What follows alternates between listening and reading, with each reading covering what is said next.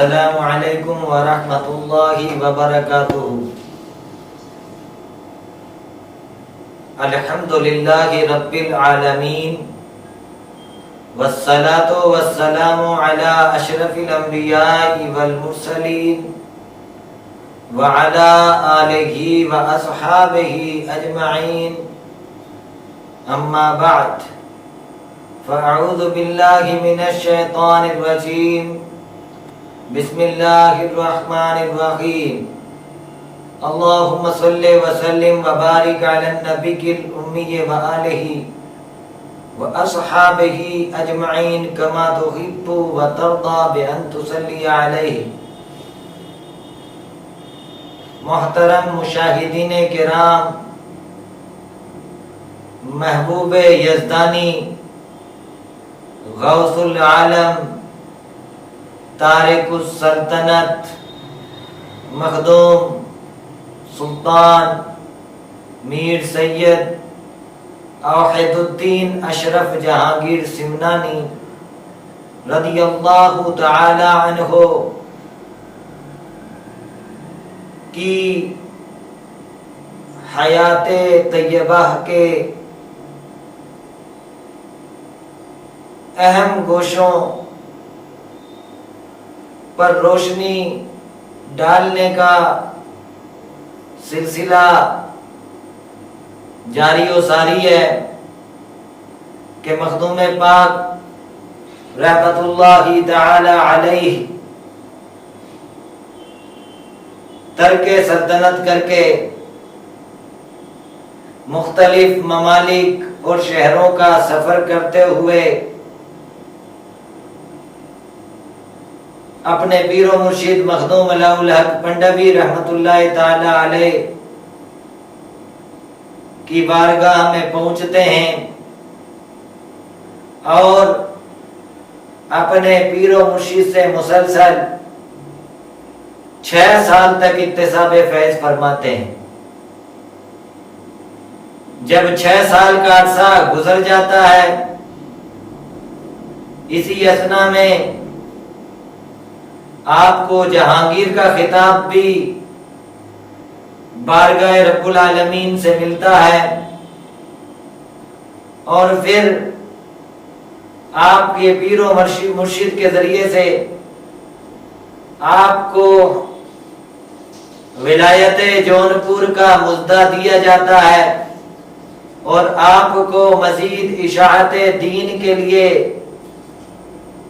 جونپور کی طرف قصد کرنے کا حکم دیا جاتا ہے۔ بالآخر ایک بار پھر آپ اپنے پیر و مرشد کے حکم سے جونپور کی طرف روانہ ہوتے ہیں۔ اس دوران بھی آپ سیر عالم کو نکلتے ہیں اور مختلف مشائخ سے آپ اکتساب فیض فرماتے ہیں۔ سیر عالم کے دوران ملک یمن کا دورہ ہوتا ہے، کعبۃ اللہ کی زیارت ہوتی ہے، مدینہ طیبہ حاضری ہوتی ہے، اور امیر کبیر میر سید علی حمدانی رحمت اللہ تعالی علیہ سے ایک بار پھر مکہ مکرمہ میں ملاقات ہوتی ہے۔ آپ ان سے بھی اکتساب فیض فرماتے ہیں، حتیٰ کہ آپ نے 114 مشائخ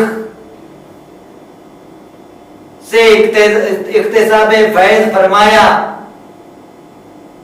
فرماتے ہیں کہ یہ سب میں نے جو کچھ بھی کیا میرے پیر و مرشد کے کرم سے کیا، میرے پیر و مرشد کی لطف و عنایات رہیں کہ میں نے اتنے مشائخ سے ملاقات کی اور اتنے مشائخ سے فیض پایا۔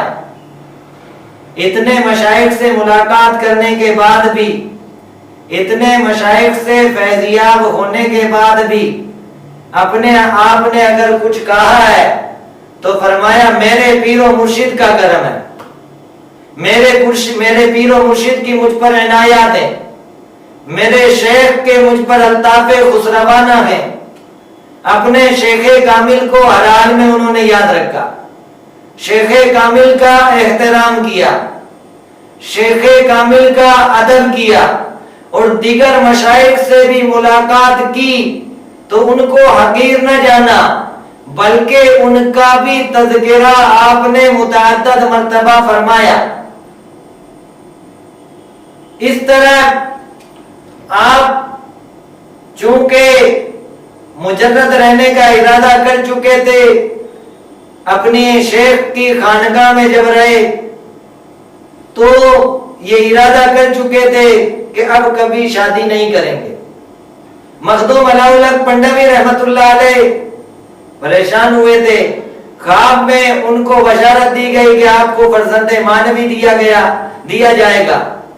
اور پھر مخدوم سلطان سید اشرف جہانگیر سمنانی رحمت اللہ تعالی علیہ جب عالم کی سیر کو نکلے تھے تو قصبہ جیلان میں بھی جانا ہوا، اور وہاں مخدوم عبدالرزاق نور العین جیلانی رحمت اللہ تعالی علیہ سے ملاقات ہوئی. مخدوم سید عبدالرزاق نور العین جیلانی رحمت اللہ تعالی علیہ جن کی عمر 12 برس کی تھی، آپ پر اتنے فدا ہوئے کہ آپ کے ساتھ ہر وقت رہنے کو تیار ہو گئے، اور وہی آپ کے فرزند مانوی ہوئے. آپ فرماتے ہیں کہ نور العین میرا نور العین ہے اور اس کی اولاد میری اولاد ہوگی. اس لیے مخدوم عبدالرزاق نور العین جیلانی رحمت اللہ تعالی علیہ ہمیشہ مخدوم پاک کی معیت میں رہے، حتیٰ کہ مخدوم پاک رحمت اللہ تعالی علیہ نے جو چیز پسند کی اسے مخدوم نور العین نے بھی پسند کی، اور جس سے منہ موڑ لیا اس سے آپ نے بھی منہ موڑ لیا. جیسا کہ ولایت جونپور میں سیف خان نامی ایک شخص تھے، حضرت کے بہت معتقد مرید خاص تھے، بہت امیر تھے. کچھ جاگیریں حضرت کے نام کرنے کی غرض سے حضرت کی خانقاہ میں تشریف لائے اور حضرت سے عرض کیا کہ حضور یہ چند زمین کی جاگیریں آپ کے نام کرنا چاہتا ہوں. حضرت نے فرمایا کہ میں ترک سلطنت کر چکا ہوں، مجھے اس زمین سے کیا واسطہ، جاؤ نور العین سے پوچھ لو. مخدوم نور العین عبدالرزاق نور العین سے جب پوچھا جاتا تو وہ فرماتے ہیں کہ مخدوم پاک رحمت اللہ علیہ کی بارگاہ میں جائیے، پہلے میرے پاس کیسے آ گئے؟ تو وہ سیف خان کہتے ہیں کہ ہم وہاں جا کر کے آئے. کہا جس سے میرے مخدوم کو کوئی واسطہ نہیں اس سے نور العین کو کیا واسطہ ہو سکتا ہے؟ نور العین نے بھی اس جاگیر کو ٹھکرا دیا. بہرحال اس طریقے سے آپ نے رشد و ہدایت کا چشمہ بہایا کہ فیض آباد سے لے کر بنگلہ دیش تک اسلام کی دعوت جو عام ہوئی اور جتنے لوگ مسلمان ہوئے وہ سب آپ ہی کی سعی و کاوش کا ثمرہ ہے. مخدوم سلطان سید اشرف جہانگیر سمنانی رضی اللہ تعالی عنہ جہاں ایک مرشد کامل تھے، ایک ولی کامل تھے، وہاں علم کے بحر ذخائر بھی تھے. 2 درجن کے قریب آپ نے کتابیں تصنیف فرمائی اور مریدوں کو ہدایت بھی کرتے رہے.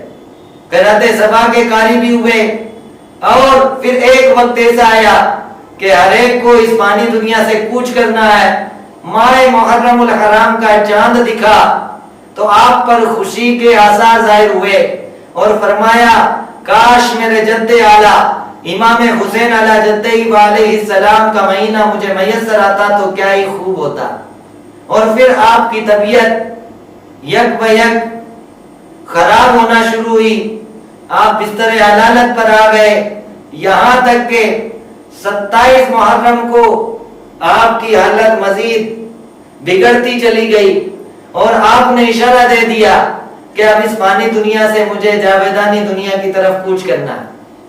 بہرحال مخدوم سید عبدالرزاق نور العین جیلانی سجادہ نشین رحمت اللہ علیہ کو آپ نے اپنا جانشین منتخب کیا اور ان کو اپنا خرقہ خلافت عطا کیا. ان کے ساتھ ساتھ آپ کے فرزندوں کو بھی مخدوم سید عبدالرزاق نور العین جیلانی سجادہ نشین رحمت اللہ تعالی علیہ کے 5 فرزند تھے.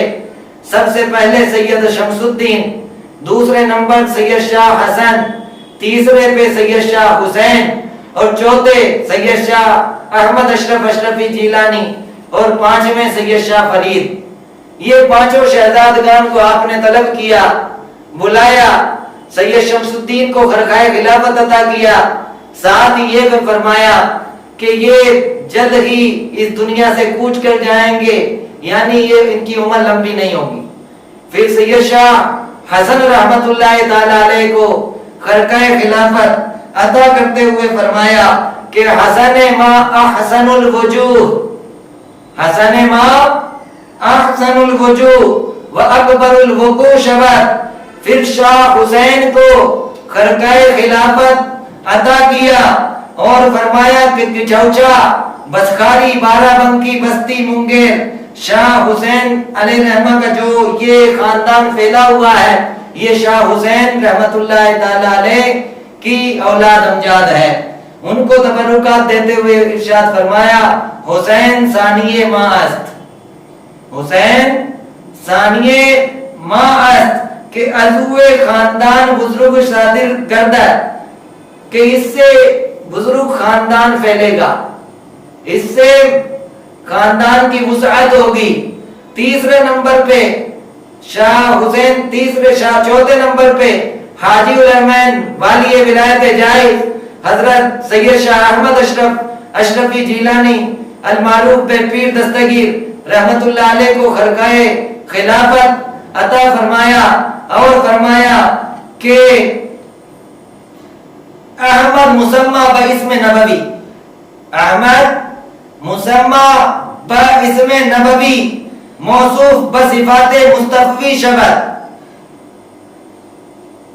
است فرزندان عزیز الوجود و صاحب الجود شبت، کہ احمد جو احمد مصطفیٰ صلی اللہ علیہ وسلم کے نام نامی اسم گرامی پر ہے اور محمد مصطفیٰ صلی اللہ تعالی علیہ وسلم کی صفات سے متصف ہے، اور اس کے فرزند عزیز الجود اور صاحب الجود اور عزیز الوجود ہوں گے. اس کے بعد اخیر میں شاہ فرید رحمت اللہ تعالی علیہ کو خلافت دی اور خلافت دیتے ہوئے ارشاد خلافت دی اور فرمایا کہ فرید ثانی کہ تو بوئے محبت میں آئے، کہ آپ فرید ثانی ہیں، آپ سے محبت کی خوشبو آتی ہے. اس طریقے سے مخدوم سلطان سید اشرف جہانگیر سمنانی رضی اللہ تعالی عنہ نے مخدوم سید عبدالرزاق نور العین جیلانی سجادہ نشین رحمت اللہ تعالی علیہ کے ساتھ ساتھ آپ کے فرزندوں کو بھی خرقہ خلافت کرتے ہوئے اپنی جانشینی کے لیے نامزد کیا. بہرحال اس طریقے سے آپ 28 محرم الحرام کو 3:40 پر اس دار فانی سے دار جاودانی کی طرف کوچ کر گئے اور ہمارے لیے ایک مشن کا پیغام دے گئے کہ جو اشرف کا ہوگا وہ چشت اہل بہشت کے دامن سے وابستہ ہوگا. اس لیے مخدوم سلطان سید اشرف جہانگیر سمنانی رضی اللہ تعالی عنہ نے زندگی بھر اسلام کی اشاعت میں کام کیا اور اسلام کو فروغ دیا، حتیٰ کہ سلطنت کے دور میں بھی آپ علمی شغف رکھتے تھے، علماء کو نوازتے رہتے تھے، اور سرکے سلطنت کے بعد آپ اپنے مرشد کامل کے ہو کر کے رہے تو مرشد کامل کی عنایات الطاف کا ایسا گنجینہ آپ پر بہا کہ آپ نے ایودھیا سے لے کر کے بنگلہ دیش کی سرزمین تک اسلام کی نہریں رواں دواں کی، اسلام کی آبیاری کی. مولا تعالیٰ ہمیں مخدوم سلطان سید اشرف جہانگیر سمنانی رضی اللہ تعالیٰ عنہ کی تعلیمات پر عمل کرنے کی توفیق عطا فرمائے. استغفر اللہ ربی من کل ذنب واتوب الیہ. اشہد ان لا الہ الا اللہ وحدہ لا شریک لہ واشہد ان سیدنا مولانا محمدا عبدہ ورسولہ. اگر آپ حضرات نے ابھی تک بھی دارالجائز کے چینل کو سبسکرائب نہ کیا ہو تو کر لیں. اس بیان کو اگر پسند کریں تو آگے فارورڈ اور سب لائک کرنے میں جھجک محسوس نہ کریں.